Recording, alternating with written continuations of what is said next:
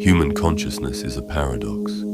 It is not just an evolutionary advantage, but an existential frame that gives us self-determination while imposing a burden of choice, a reality of fear, and a necessity of creating meaning. Consciousness is a double-edged instrument.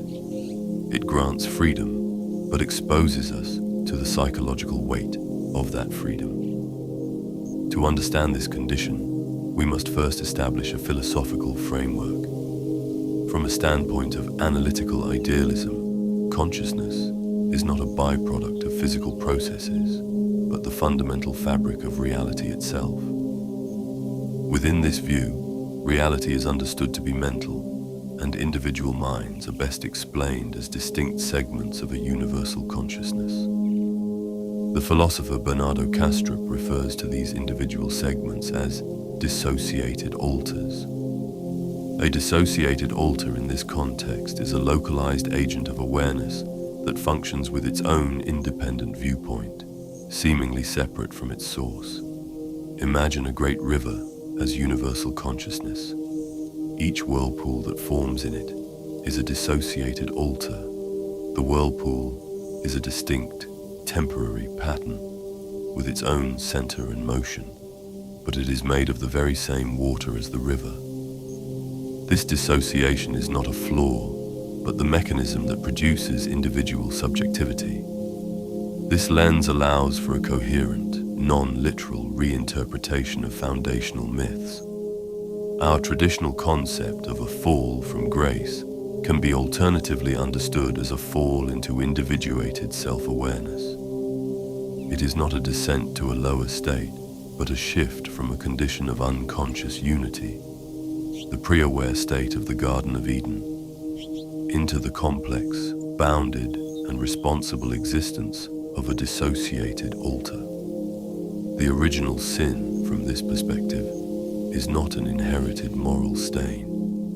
It is the original event of becoming a separate, self-aware subject, burdened with the knowledge of its own existence and the necessity of choice that comes with that subject's newfound free will. My hope here is to trace the composition and origin of this human condition. I will first examine the mythic depiction of this dissociative moment in the narratives of Genesis, Prometheus, and Gilgamesh. I will then analyze the psychological cost of this freedom through Kierkegaardian philosophy and the modern phenomenon of decision paralysis. Finally, I will propose a navigational framework for bearing this burden responsibly, drawing on the models of depth psychology to arrive at a robust, agentic definition of hope. Foundational myths across cultures encode the experience of humanity's awakening to conscious agency. An examination here of 3 such narratives alludes to a consistent sequential mapping of this development, illustrating the birth of moral capacity, the acquisition of its tools, and the confrontation with its ultimate purpose. The narrative of Eden in Genesis 2, 4-3:24 is the archetypal story of our transition from instinctual obedience to willed action. Before the pivotal event, Adam and Eve exist in a state of pre-conscious innocence, naked and not ashamed, living in a state of nature not dissimilar to animals. Their expulsion is precipitated by eating from the tree of the knowledge of good and evil, an act that represents the first conscious defiance of a divine command, which I further interpret as a naturalistic instinct. This choice shatters their unconscious unity with nature and creates the very categories of right and wrong, thereby giving birth to moral responsibility. The consequences, shame, toil, and mortality, are not arbitrary punishments, but the defining characteristics of the human condition once it is separated from the unthinking containment of the garden, which in this case is to say, natural instinct. The story marks a critical shift in the human mode of operating, from what might be termed natural selection to ethical selection, where life must now be navigated through deliberate moral choice, rather than by animalistic instinct alone. For example, an animal hunts when hungry, acting purely on instinct. If there is food on my plate, a hungry animal won't think twice about stealing it. A human, however, can feel hunger but choose not to steal food, weighing the immediate need against a moral principle. This awakening is portrayed as an internal psychic struggle. In this interpretation, I see the serpent as a symbol for the animal factor inherent in human nature. Our primitive desires and instincts that exist alongside the newly emerging human factor of rational will and conscious agency. Eve's temptation, her perception of the fruit as good for food and a delight to the eyes, represents the pull of our instinctual drives, while the desire to make one wise signifies a conscious choice for knowledge. The original sin, therefore, may be understood not as an inherited moral failing, but as the emergence of this internal conflict within a self-aware being.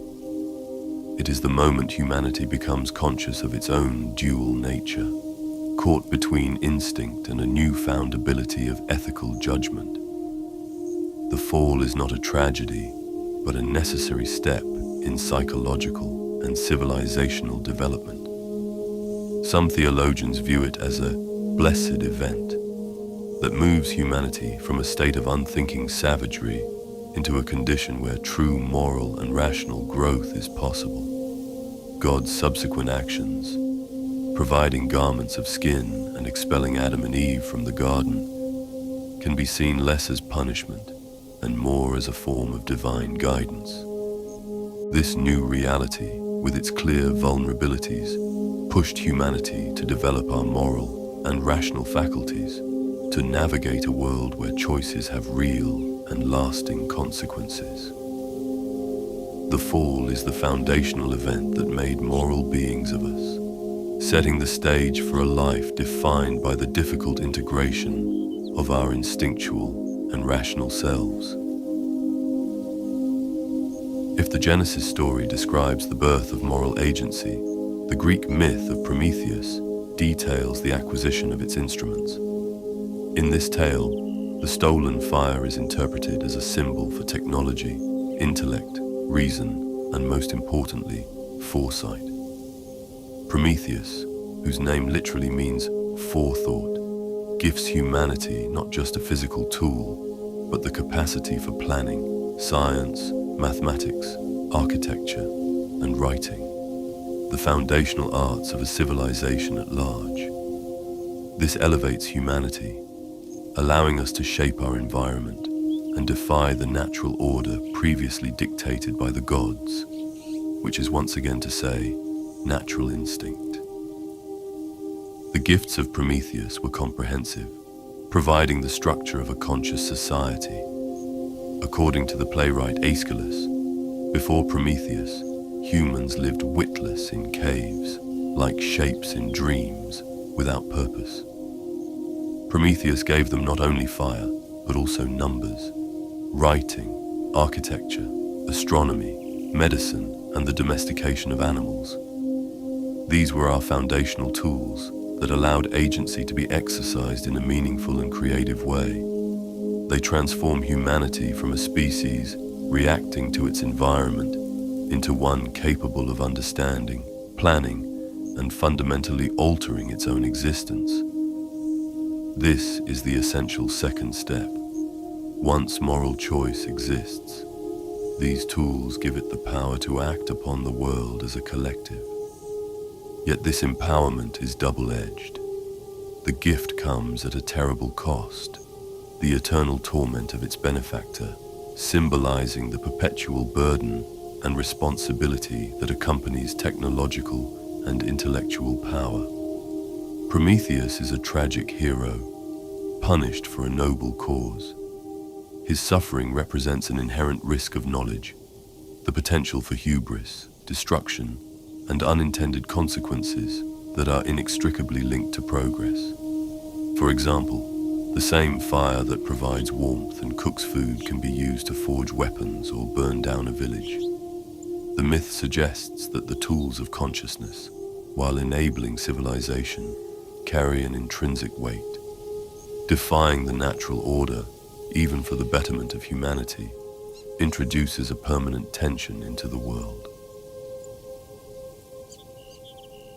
The Epic of Gilgamesh presents the next chapter in this sequence. The story of what happens after agency is established and empowered. Gilgamesh, as powerful king, is jolted from his pride by the death of his friend, Enkidu. This awakens him to the troubling reality of his own individual mortality, the ultimate and inescapable consequence of being a separate, individuated being. This dawning awareness launches him on a desperate quest for everlasting life. The quest for physical immortality is a direct psychological outcome of the consciousness that separates humanity from the animal world. An animal operates on instinct, but a self-aware human knows that one day they will die, and to know this is to be an individual separate from God. Gilgamesh's journey is an allegory of the human attempt to escape our fundamental limitation. His journey to find Utnapishtim, the survivor of the Great Flood, and his subsequent failure to pass the tests of wakefulness and to retain the plant that restores youth, represent the futility of this escape. He learns that everlasting life is not our destiny, and that for mortal men, our days are numbered. This failure is crucial, as it forces the ultimate re-evaluation of the purpose of his life and agency. The quest for physical immortality is a direct psychological outcome of the consciousness that separates humanity from the animal world. To be an individual separate from God is a separation from a unified state of being, what we might call God or nature. In this separation we build an ego, the I, that is fundamentally aware of its own mortality. Unlike animals operating purely on instinct, an ego knows its days are numbered. Gilgamesh's journey, therefore, is an allegory of the ego's attempt to escape its fundamental limitation. It is bound. It molds to us during our time here, but cannot travel with us into the afterlife. For in that state, we must again become one with the ultimate, shedding the human factor gifted to us at the beginning of our time. His journey to find Utnapishtim, the survivor of the Great Flood, and his subsequent failure to pass the tests of wakefulness and to retain the plant that restores youth, represent the futility of this escape. He learns that everlasting life is not our destiny, and is crucially forced to re-examine the purpose of his life and agency. His failure to achieve physical immortality leads him to a more mature and significant realization. Meaning is not found in escaping the human condition, but in embracing it. True permanence is achieved not through personal survival, but through the legacy one leaves.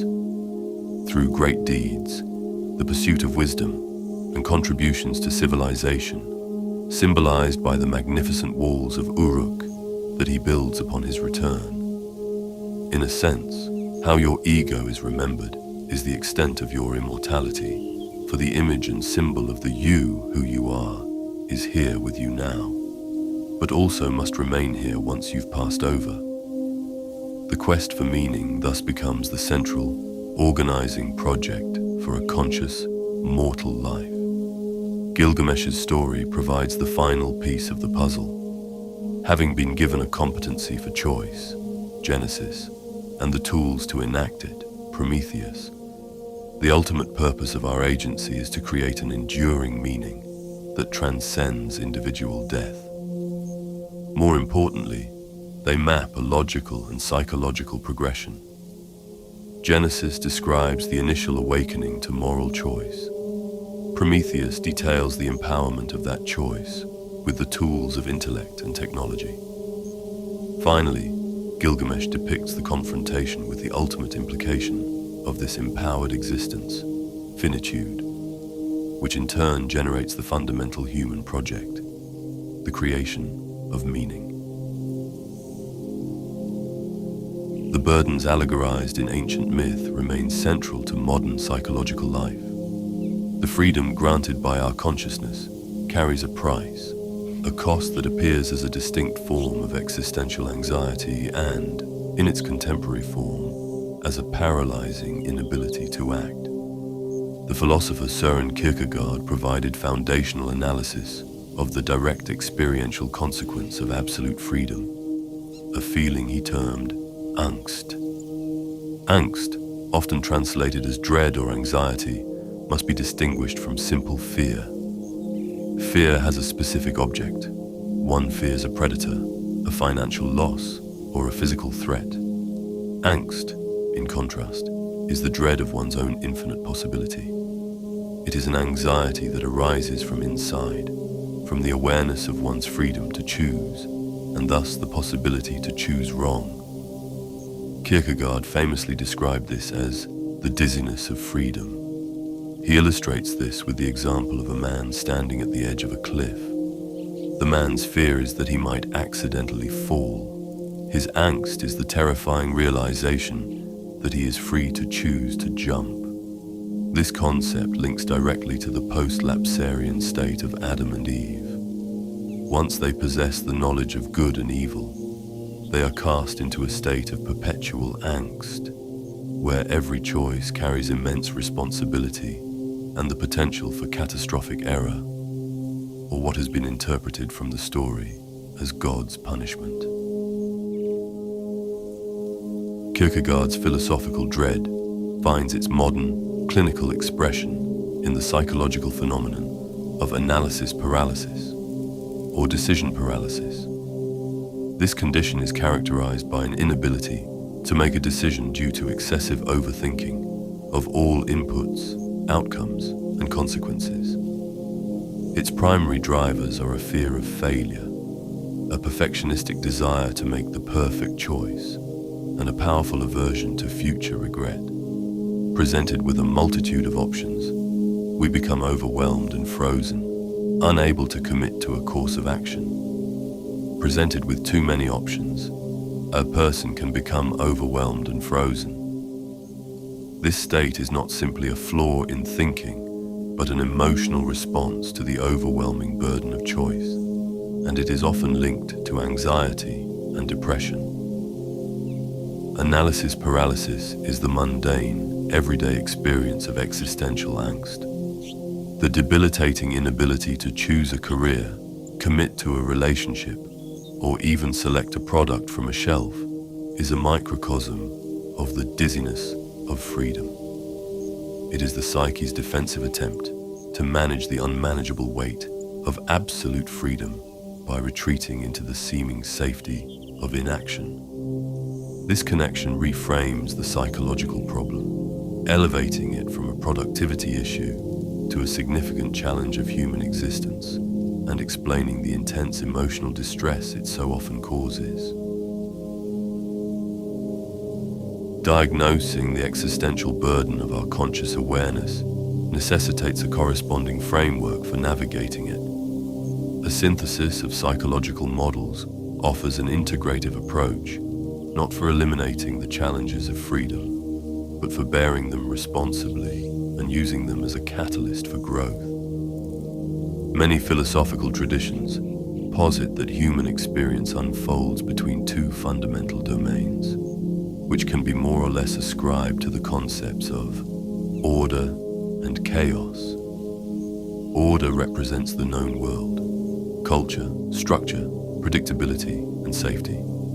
Chaos represents the unknown, nature, potential, novelty, and threat. For example, your stable 9-to-5 job is order. The possibility of quitting to start a new business is chaos. While order provides security, it can become rigid and tyrannical. While chaos offers potential, it is also destructive and terrifying. The ideal mode of being, therefore, is to walk the line between this pair. The heroic individual is the one who voluntarily confronts the unknown, extracts something of value, and integrates it back into the known. thereby updating and revitalizing order and selectively building their own kingdom, as it were. A direct and powerful link can be established between the idea of chaos and Carl Jung's concept of the shadow, which is a term thrown around so frequently now that its meaning has taken on myriad forms and definitions. In essence, the shadow comprises all the disowned, repressed, and unintegrated aspects of the personality, traits, desires, and experiences that the conscious ego finds unacceptable. From this perspective, the fear, anxiety, and indecision that characterize the human condition are not adversaries to be defeated. They are diagnostic signals from an unconscious shadow, and they can very well function as a compass, pointing directly to the psychic territory, calling for our conscious attention and reintegration. For instance, a persistent and irrational fear of public speaking may point to an unexamined part of the personality that is insecure or fears judgment and error. The shadow in this understanding highlights precisely where the individual's conscious development is incomplete. The central mechanism for psychological development in this framework is the principle of coincidentia oppositorum, or the coincidence of opposites. Jung argued that the psyche is a self-regulating system energized by the tension between contrary forces. Psychological maturity and wholeness are achieved not by eliminating the negative pole, by trying to be fearless, perfect, or completely certain, but by developing an ability to consciously hold tension between opposites. Fear and courage, order and chaos, weakness and strength, consciousness and unconscious. The person considering a career change must hold the tension between the security of their current job, order, and the anxiety of pursuing a new path, chaos. It is this sustained creative tension that generates psychic energy and allows for the emergence of a third thing, a synthesis that transcends and integrates both poles. This dialectical process is the engine of what Jung called individuation, the lifelong process of becoming a more complete, integrated individual. When combined, these models provide a complete map. The story of the hero confronting chaos is the outward, behavioral description of what Jung describes as an internal, psychological process. The chaos in the myth is the unconscious mind. The dragon the hero must slay is the frightening aspect of the unintegrated shadow. The treasure the hero brings back to revitalize society is the reclaimed psychic energy and expanded awareness that result from successfully integrating that shadow. One model shows us what to do, take responsibility and face the unknown. The other explains how it works by engaging with the unacknowledged parts of the psyche and holding the tension between opposing forces to produce growth. The arc of this analysis has moved from the mythic origins of conscious agency to the existential dread it produces, and finally to a psychological framework for navigating that condition. The emergence of consciousness brings the burden of choice, which can manifest as the Kierkegaardian dread of freedom, or Angst, and its modern corollary, analysis paralysis. This state can be addressed through the responsible confrontation with the unknown aspects of the psyche, a process of integrating opposites described in different but complementary terms. The final piece of the framework, however, requires a precise understanding of hope. A critical distinction must be made between hope and optimism. Optimism is often a passive, generalized belief that things will turn out well. It is a positive thought pattern that can be fragile in the face of genuine adversity. Hope, in contrast, can be defined in a more psychologically concrete and active manner. Drawing on the work of psychologist C.R. Snyder, hope is a cognitive, motivational process directed at the pursuit of goals. It is not a passive emotion, but an agentic stance. Snyder's model posits that hope consists of two essential components. The first is pathways, the perceived ability to generate workable routes to one's desired goals. The second is agency, the motivational energy or willpower to move along those pathways. A hopeful person believes not just that a goal is attainable, but that they themselves can conceive of the steps to reach it and can muster the resolve to take those steps. This specific two-part definition of hope provides the ultimate functional antidote to the existential burden of consciousness. The very agency that created the problem must become the instrument of its own navigation. The dizziness of freedom and the paralysis it can induce is a byproduct of an overwhelming sense of infinite possibility and a corresponding lack of clear direction or motivation. There's no longer a natural instinct or divine will telling us what to do. We instead have to exercise the God within us, our own will. To live in hope, therefore, is to consciously and deliberately engage the two faculties that paralysis negates. It is the willed act of using our volitional capacity, agency, to narrow the infinite possibilities of angst into a finite set of workable plans, pathways. Hope, defined in this way, is not a denial of fear, chaos, or uncertainty. It is the decision to act despite them. It is the ultimate expression of a mature, responsible consciousness, one that accepts the burden of freedom and uses that very capacity to forge a path forward. It is the definitive answer to the question posed by myth and existence alike. Having been given this power of decision, what will you do with it? For in the breath of choice, we are no longer children of instinct, as are the animals, but artists of our own world, as are the gods.